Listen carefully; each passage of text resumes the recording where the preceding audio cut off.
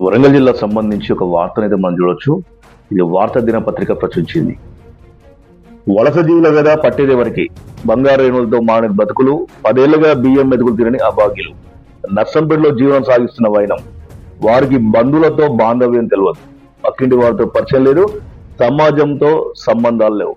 నా అనేవారు లేరు, ఆదుకునే వారే లేరు. పట్టణంలో పుట్టి పెరిగిన వారి ఊర్చి పట్టించుకున్న నాదుడే కరువయ్యాడు. ఈ యానాలుగా పిలువబడే జాతి వారిది అంటూ ఒక వార్త ప్రచురించింది. ఎక్కడ తిండి దొరికితే అక్కడికి పిల్లా పాపలతో వలస వెళ్లి కాలం వెలిగిసే పద్ధతి వారిది. ఓడానికి ఇల్లు లేక కట్టుబట్టలతో పిల్లా పాపలను వెంట వేసుకొని 10 ఏళ్ల క్రితం బతుకు తెరువు కోసం బతుకు జీవుడా అంటూ నర్సంపేటకు వలస వచ్చారు అంటూ ఒక వార్త అయితే మనం చూడొచ్చు. సో ఈ ఫోటోతో ప్రచురించింది వార్తా దినపత్రిక.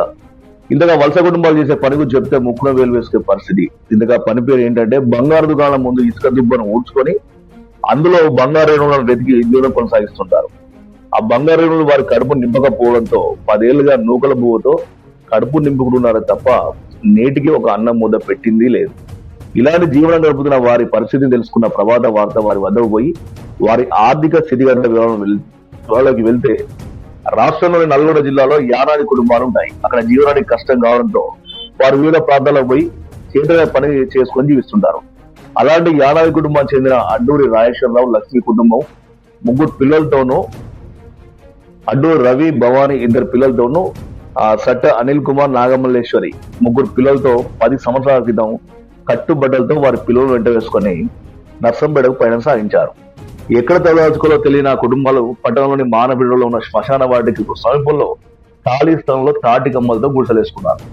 కొద్ది రోజులు వారికి చేదన పని చేసుకుని నల్గొండలో వారు చేసిన వృత్తి వైపు ఆలోచన చేసి ఆ పట్టణంలోని బంగారు షాపులు వెతికారు. ఉదయం తెల్లవారు ముందుకే షాపుల ముందు చీపులతో శుభ్రం చేసి అట్టి మట్టి దుబ్బను చిన్న సంచిలో వేసుకొని ఇంటికి పోతారు. ఇలా ప్రతిరోజు సేకరించిన మట్టిని కనీసం 10 కేజీలు కాగానే ఆ మట్టిని అంతటిని నీళ్ళలో జాలితో వడబోసి ఆ మిగిలిన ఇసుకలో కాంతివంతంగా మెరిసే రేణులో సేకరించి జాగ్రత్తగా పక్కకు పెడతారు. 4 రోజుల తర్వాత సేకరించిన రేణులను మొత్తం పోగు చేసి అదే బంగారు షాపు యజమాని వద్ద పోయి విక్రయించగా వచ్చిన డబ్బులతో జీవనం సాగిస్తుంటారు. ఇలా ప్రతిరోజు తెల్లవారు 5 గంటలకు షాపుల వద్ద పోయి శుభ్రంగా ఉంచడాన్ని షాపు యజమాని గమనించి షాప్ ముందు శుభ్రం ఎవరు చేశారని అనుమానం వ్యక్తం చేసేవారు. యజమాని బంగారం షాప్ తెరిచిన అనంతరం తామే శుభ్రం చేసామని పరిచయం చేసుకున్నారు. శుభ్రం చేయడం గల కారణాన్ని షాప్ యజమాని తెలిపామన్నారు. కొద్ది రోజుల తర్వాత షాప్ యజమానితో పరిచయంతో షాప్ ముందు శుభ్రం చేసేందుకు గాను డబ్బులు ఇస్తున్నారని తెలిపారు. అయినా వీటితో వారి కనబడడం లేదు. ఇదే జీవనంగా కొనసాగిస్తూ ఎన్నో ఇబ్బందులు పడుతున్నారు. వీరు చేసిన శ్రమతో వచ్చిన డబ్బులతో ఆరోగ్యాన్ని కాపాడుకోవడం బయట షాపులో నూకలు, ఇతర సామాగ్రి కొని తెచ్చుకుంటారు. వీరి పిల్లలను చూస్తే కోయ జాతికి చెందిన వారిలా ఉంటారు. గుడిసెలు వేసుకున్న స్థలం నుంచి భూ యజమాని గుడిసెలు ఖాళీ చేయమని చెప్పడంతో అక్కడే సమీపంలో మరో చోట గుడిసెలు వేసుకున్నారు. గత సంవత్సరం ఈరుగాళ్లకు గుడిసెలు లేచిపోవడంతో బ్రతుకు జీవుడు అంటూ శ్మశాన వాడిక గోడ పక్కనే కొన్ని రోజులు తలదాచుకున్నారు. వీరి బాధను చూసిన పక్కన ఉన్న వ్యక్తి ఈ ఖాళీ స్థలంలో గుడిసెలు వేసుకోమని చెప్పగా ప్రస్తుతం శ్మశాన వాడిక పక్కనే ఉన్న తాడి చెట్ల సమీపంలో గుడిసెలు వేసుకొని పరదాలు కప్పుకొని జీవనం సాగిస్తున్నారు. మైదాన ప్రాంతాన్ని అభివృద్ధి చెందిన నర్సంపేటలో 10 ఏళ్లుగా జీవనం సాగిస్తున్న వీరిని ఏ రాజకీయ నాయకులు, ప్రజాప్రతినిధులు, అధికారులు, స్వచ్ఛంద సంస్థలు ఎవరు పట్టించుకున్న పాపాన పోలేదు. వారి పిల్లలను చూస్తే బట్టలు లేక తినడానికి లేక కడుపులు ఎండుకుపోయి కనిపించారు. వీరిని ఇంకా ఎంతకాలం ఇక్కడ ఉంటారని ప్రశ్నించగా తమకు ఆశ్రయం కల్పించి కొంత మేరకు సహాయం చేస్తే శాశ్వతంగా ఇక్కడ ఉండిపోతారని వారు అంటున్నారు. ఎవరైనా మనసున్న వారు తమ పరిస్థితిని చూసి ఆదుకోవాలని వారు వేడుకుంటున్నారు. కరోనా కష్టకాలంలో గుడిసెల నుంచి బయటకు వెళ్ళలేక దీనస్థితిలో ఉన్నామని చుట్టుపక్కల వారు అన్నం పెడితే తిరిగి జీవనం సాగించారు, ఏడ్చుకుంటూ తమ బాధ చెప్పుకున్నారు. సో నష్టపడి పడ్డానికి చెందిన ప్రముఖులు, మేధావులు, వ్యాపారస్తులు, వివిధ రంగాలకు చెందిన వ్యక్తులు వలస వచ్చి ఆర్థిక ఇబ్బందులతో సతమతమవుతున్న వీరిని ఆదుకోవాల్సిన అవసరం ఎంతైనా ఉంది. పాలకులు సైతం ఓట్ల ప్రచారానికి పోయే సమయంలో ఇలాంటి వారిని గుర్తించకపోవడం గమనార్హం. ఇప్పటికైనా అలాంటి వారిని ఆదుకోవాల్సిన సామాజిక బాధ్యత అందరిపైన ఉంది అంటూ ఈ వార్తను ప్రచురించింది వార్తా దినపత్రిక. నిజంగా వార్తా దినపత్రిక సంబంధించి ఎవరైతే ఈ వార్త రాసిన జర్నలిస్టుకు మనం నిజంగా హ్యాట్స్ ఆఫ్ చెప్పాలి. ఎందుకంటే సమాజంలో నిజంగా కూడా ఒక వెలికి తీయాల్సినటువంటి వార్తలు కావచ్చు, సమస్యలు కావచ్చు, వాటి పరిష్కారాలు కావచ్చు, ఇదే అసలు జర్నలిజం అయితే నేను చెప్పగలుగుతాను. రోజు ఎన్నో సన్మానాలు, తర్వాత వార్తలు, మీడియా సమావేశాలు ఇవన్నీ పెట్టుకుంటూ పోయేవాళ్ళు.